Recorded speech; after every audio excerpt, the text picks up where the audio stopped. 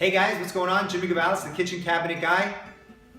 I think maybe we should start calling these segments the kitchen cabinet guys. Guys. My partner Manny Luizos is with me again today. In this episode, we're going to talk about where to buy kitchen cabinetry. That's a big There one. are so many Too avenues. Too many now. Too many. When I first opened, before Manny even joined me in '87, I was one of a handful of guys that sold kitchen cabinetry in not my area. I want to say in like a really large radius of neighborhoods. Now there's a guy who sells kitchen cabinets at every other block. Definitely. I mean, you got so many outlets for kitchen cabinets. Unfortunately, you do have all these outlets, but which are really doing the right thing for their clients, for their customers. A lot of times, these big box stores, and we all know the big names, are known for having a lot of quantity to look at in many cases, but quality is not up there in many cases. Well, is that true?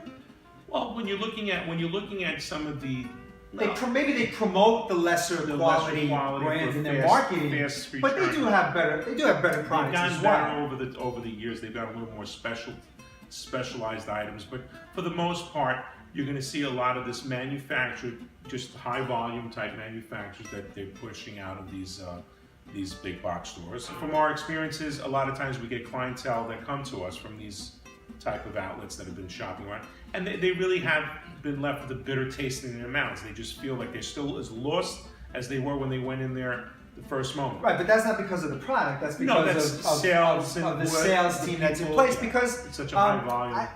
We're assuming. I mean, we don't know for sure. We've employed people who've worked in big box stores on our sales staff, and what we found is that their experience and their attention to detail. I don't want to generalize, but the ones we've had experience with, their attention to detail is not as fine as someone who came into the industry through a different avenue. Yes. So one area to purchase kitchen cabinetry is the big box stores. Okay, Correct. and we all know the big names out there. They're all over the country. Another area is through dealer networks, and every neighborhood now has a kitchen dealer. And that kitchen dealer. Most of the time is a mom and pop shop. What do you think about that type of setting? Well, if there's going to be a more personal relationship, more personal purchase there, you're dealing with somebody who's hopefully there'll be a seasoned person that knows their Not always. Not always. But they'll know their products. They're honing in on just those few products that they were focusing on. So if you have a kitchen dealership in every neighborhood that sells a variety of brands, or maybe even just one brand, and most of the time they're mom and pop shops. They probably offer installation as well. So they're basically like a contractor that sells kitchen cabinets. So you can go in there and soup to nuts and get the whole thing done. I've done an episode on this previously where I think that people should put the time in to purchase their products, their kitchen renovation products, through specialists. So go to the cabinet guy for cabinetry, go to the tile store for tile, but there are home centers at the mom and pop level that sell all these products under one roof. So if you want to do that is available and open to you. But kitchen cabinetry is typically sold through the big box stores, through kitchen dealers, online. As of late, the last few years. Oh man, listen. I'm a little hesitant with that. Absolutely, online is ridiculous because. You want to touch and feel the product. You want to feel the quality, see the quality of the product, right? I mean, you wouldn't buy a car online, and I've heard people do that. People do. And you know what? I think there's more consistency with a car.